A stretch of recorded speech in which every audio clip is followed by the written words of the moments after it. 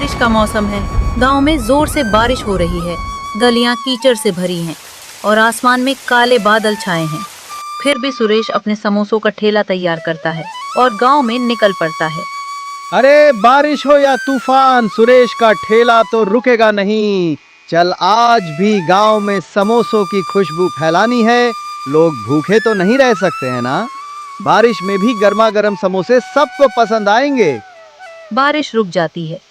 कुछ लोग बाहर निकलते हैं और ठेले पर रुकते हैं। अरे सुरेश, ये समोसे तो गीले हो गए हैं। बारिश में तूने इन्हें ढककर क्यों नहीं रखा? स्वाद तो बिल्कुल फीका लग रहा है। अरे भाई, बारिश का मौसम है, थोड़ा तो गीला होगा, लेकिन स्वाद तो वही है, गर्मा गर्म। एक और ले लो, शायद पसंद आ जाए। नहीं नहीं सुरेश, ये बेकार है। बारिश में समोसे लेना ही गलती थी। अगली बार सूखे और कुरकुरे समोसे लाना, तब बात बनेगी। लगता है आज का दिन मुश्किल है, लेकिन हिम्मत नहीं हारनी। ठीक है भाई, कल और बेहतर समोसे लाऊंगा, जरूर आजमाना। सुरेश दिन भर मेहनत करता है, लेकिन किसी को उसके समोसे पसंद नहीं आते। बारिश की वजह से समोसे कम बिकते हैं। वह थक कर और निराश होकर घर की ओर लौटता है। सुरेश गीला गीला घर लौटता है। उसका कपड़ा बारिश से भीगा हुआ है और चेहरा थकान और निराशा से भरा है। उसकी पत्नी राधा उसे देखकर चिंतित हो जाती है। अरे सुरेश, ये हालत क्या बना रखी है? फिर बारिश में भीगते हुए ठेला लगाने गए थे। चेहरा तो बता रहा है कि आज कुछ ठीक नहीं हुआ। समोसे बिके कि नहीं? हाँ राधा, क्या बताऊं, बारिश ने सारा खेल बिगाड़ दिया।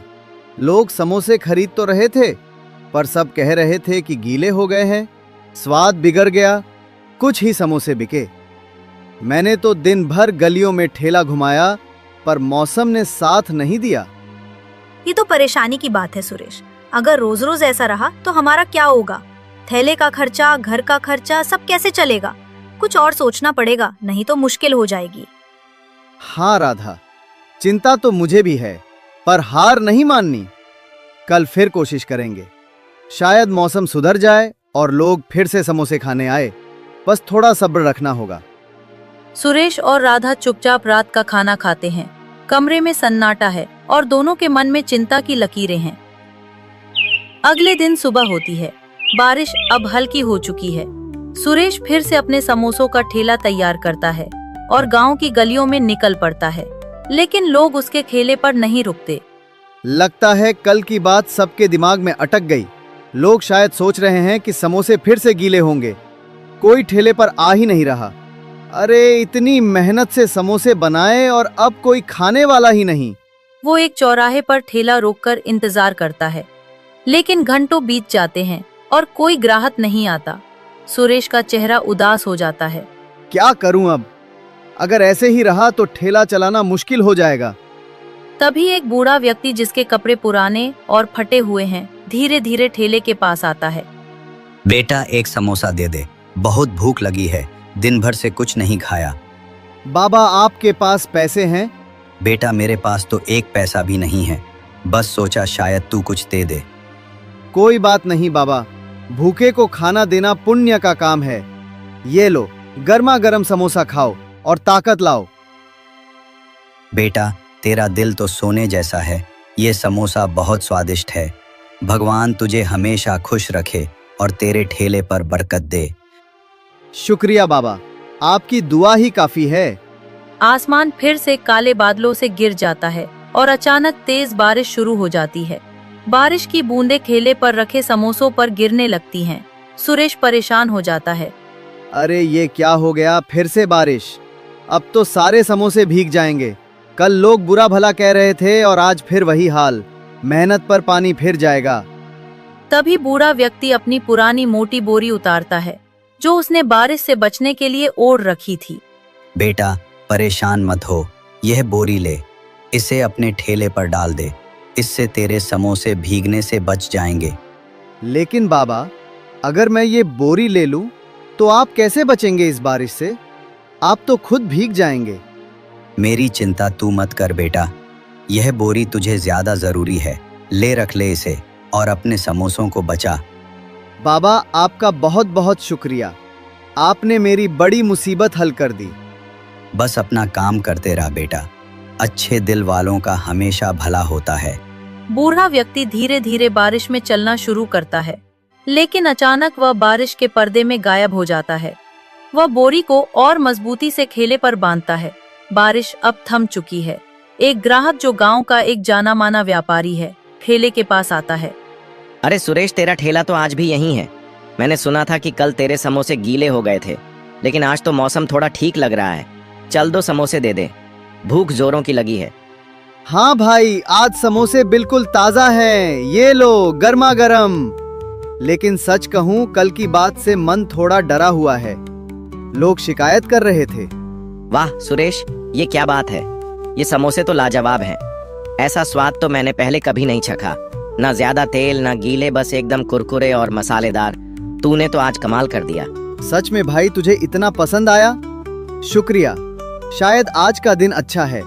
चल एक और समोसा ले। ये मुझ पर, अरे इतनी उदारता। ठीक है, एक और दे दे। लेकिन सच बताना सुरेश, तूने आज समोसों में क्या डाला? ये तो जादू जैसा स्वाद है। बस वही पुराना मसाला भाई। शायद आज मेहनत का फल मिल रहा है। ग्राहक समोसे खाकर चला जाता है और रास्ते में मिलने वालों से सुरेश के समोसों की तारीफ करता है। धीरे धीरे और लोग ठेले की ओर आने लगते हैं। एक के बाद एक ग्राहक समोसे खरीदते हैं और हर कोई स्वाद की तारीफ करता है। सुरेश, यह तो बात हो गई। कल तेरे समोसे गीले थे, लेकिन आज तो तूने बाजी मार ली। ये स्वाद तो भूलने वाला नहीं। मेरे पूरे परिवार को यह समोसे खिलाऊंगा। कितने बचे हैं? 4 और दे दे। अरे इतनी तारीफ, धन्यवाद भाई लोग। बस थोड़े ही समोसे बचे हैं, जल्दी ले लो। देखते देखते ठेले पर भीड़ लग जाती है। लोग एक दूसरे को बुलाने लगते हैं और कुछ ही देर में सुरेश के सारे समोसे बिक जाते हैं। वह थक गया है, लेकिन चेहरे पर संतुष्टि की मुस्कान है। आज तो कमाल हो गया। ना जाने उस बूढ़े बाबा की बोरी में क्या जादू है, लेकिन कुछ तो खास है। चल घर जाकर राधा को ये खुशखबरी सुनाता हूँ। वह ठेले को धक्का मारकर घर की ओर चल पड़ता है। मन में नई उम्मीद और उत्साह लिए सुरेश दिन भर की कमाई के साथ खुशी खुशी घर लौटता है। अरे सुरेश, आज तो तुम्हारा चेहरा चमक रहा है, जैसे कोई खजाना मिल गया हो। क्या बात है? लगता है ठेले पर आज कुछ खास हुआ। जल्दी बताओ, समोसे बिके कि नहीं? कितने बिके? राधा, आज तो कमाल हो गया। सारे समोसे बिक गए, एक भी नहीं बचा। लोग ठेले पर ऐसे टूट पड़े जैसे गांव में मेला लग गया हो। हर कोई तारीफ कर रहा था, कह रहे थे कि इतने स्वादिष्ट समोसे पहले कभी नहीं खाए। सच में सुरेश, ये तो बहुत अच्छी खबर है। लेकिन कल तो लोग शिकायत कर रहे थे कि समोसे गीले हैं, स्वाद बिगड़ गया। आज अचानक ये बदलाव कैसे हुआ? कुछ तो खास बात है, बताओ ना। हाँ राधा, मुझे भी समझ में नहीं आ रहा। आज एक बूढ़े बाबा आए थे, बहुत भूखे लग रहे थे। मैंने उन्हें मुफ्त में समोसा दे दिया। फिर उन्होंने मुझे एक बोरी दी ताकि बारिश में समोसे गीले ना हो। बस उस बोरी से समोसों को ढका और फिर लोग आने लगे। एक के बाद एक सब तारीफ करते गए। अरे सुरेश, तुमने बुरे बाबा को मुफ्त में समोसा दिया। ये तो तुम्हारी अच्छाई का फल है। देखा, अच्छा काम करने से हमेशा अच्छा ही होता है। वो बोरी तो बस एक बहाना था। तुम उसका ज्यादा जिक्र मत करो। अपनी मेहनत और दिलेरी पर ध्यान दो, वही तुम्हें आगे ले जाएगी। हाँ राधा, शायद तुम सही कह रही हो। बाबा की दुआ और मेरी मेहनत ने आज रंग दिखाया। चलो अब खाना खाते हैं। आज का दिन तो यादगार रहा। हाँ, और कल भी ऐसे ही मेहनत करना सुरेश। मुझे यकीन है तुम्हारा ठेला अब रोज ऐसे ही चमके। सुरेश और राधा खुशी से खाना खाते हैं। घर में उदासी की जगह अब हंसी और उम्मीद का माहौल है। कुछ दिन बाद का मौसम फिर से लौट आता है। सुरेश अपने ठेले को तैयार करता है। वो बाजार से एक चमकीली छतरी खरीद लाता है और उसे ठेले पर मजबूती से लगाता है। वो ठेले को धक्का मारकर गांव की गलियों में निकल पड़ता है। उसका जोश देखकर कुछ लोग ठेले की ओर आकर्षित होते हैं, लेकिन समोसे खाने के बाद उनकी प्रतिक्रिया पहले जैसी नहीं होती। अरे सुरेश, ये क्या बात है? ये समोसे तो पहले जैसे स्वादिष्ट नहीं है। पहले तो तेरे समोसे खाते ही मन खुश हो जाता था। ऐसा जादुई स्वाद था। आज कुछ कमी सी लग रही है। तूने मसाला तो वही डाला ना? अरे भाई, मैंने तो वही पुराना मसाला डाला है जो हमेशा डालता हूँ। तेल भी ताज़ा, आटा भी वही। ये नई छतरी लगाई है ताकि समोसे गीले ना हो। फिर भी समझ नहीं आ रहा तुम्हें स्वाद में क्या कमी लगी। पता नहीं सुरेश, लेकिन वो पुराना जादू आज नहीं है। शायद बारिश का असर है या कुछ और। अगली बार पहले जैसे समोसे लाना, तभी आएंगे। अरे भाई, मुझे भी समझ नहीं आ रहा। मैंने तो सारी मेहनत की, वही मसाले, वही तरीका। शायद बारिश की वजह से कुछ गड़बड़ हो गई। ये नई छतरी तो अच्छी है, फिर भी लोग शिकायत क्यों कर रहे हैं? तुम बताओ, क्या कमी है? बस वो बात नहीं है सुरेश। अगली बार पहले जैसे समोसे लाना, फिर देखते हैं। दिन बीतता है और ठेले पर भीड़ नहीं लगती। सुरेश के ज्यादातर समोसे बिकते नहीं और वो परेशान हो जाता है। वो चौराहे पर ठेला रोककर सोच में डूब जाता है। ये क्या हो गया? छतरी तो बढ़िया है, समोसे गीले भी नहीं हुए, फिर लोग शिकायत क्यों कर रहे हैं? पिछले कई दिन सब कुछ ठीक चल रहा था, लोग तारीफ कर रहे थे। आज अचानक ये क्या हो गया? वो गहरी सोच में पड़ जाता है और उसे उस बूढ़े बाबा की बोरी याद आती है। पिछले कई दिन उस बोरी को लगाने से समोसे खूब बिक रहे थे और लोग तारीफ करते नहीं थक रहे थे। आज छतरी लगाई और सब बिगड़ गया। शायद उस बोरी में कुछ खास बात है। नहीं, ये तो बस एक बोरी है, लेकिन फिर भी कुछ तो गड़बड़ है। खुद फिर से बोरी लगाऊंगा, देखता हूं क्या फर्क पड़ता है। अगर लोग फिर से तारीफ करने लगे तो समझ लूंगा कि कुछ तो बात है। सुरेश तुरंत घर लौटता है, छतरी को हटाता है और फिर से उस बूढ़े बाबा की बोरी को ठेले पर लगाने का फैसला करता है। सुरेश बूढ़े बाबा की बोरी ठेले पर लगाता है। छतरी हटाकर वो ठेला लेकर गांव की गलियों में निकलता है। बोरी समोसों को ढके हुए हैं। चौराहे पर ठेला रुकते ही एक ग्राहक आता है, समोसा खाता है और तारीफ करता है। खबर फैलती है और ठेले पर भीड़ लग जाती है। लोग समोसों की तारीफ करते हैं और जल्दी ही सारे समोसे बिक जाते हैं। सुरेश थका हुआ लेकिन खुश है।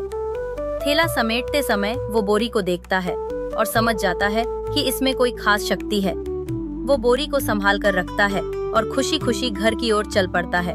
वो घर के बाहर एक चारपाई पर बैठकर थोड़ा आराम कर रहा है। तभी उसका दोस्त राजू उसके पास आता है।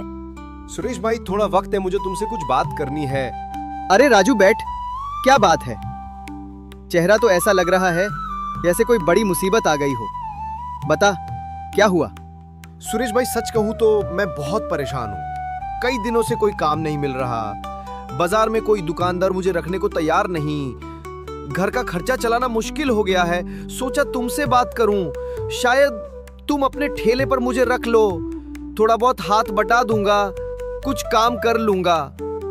राजू, मैं तुम्हारी परेशानी समझता हूँ, लेकिन सच कहूँ, मेरे ठेले पर अभी इतना काम नहीं है कि किसी को रख सकूं। मैं और राधा मिलकर सब संभाल लेते हैं।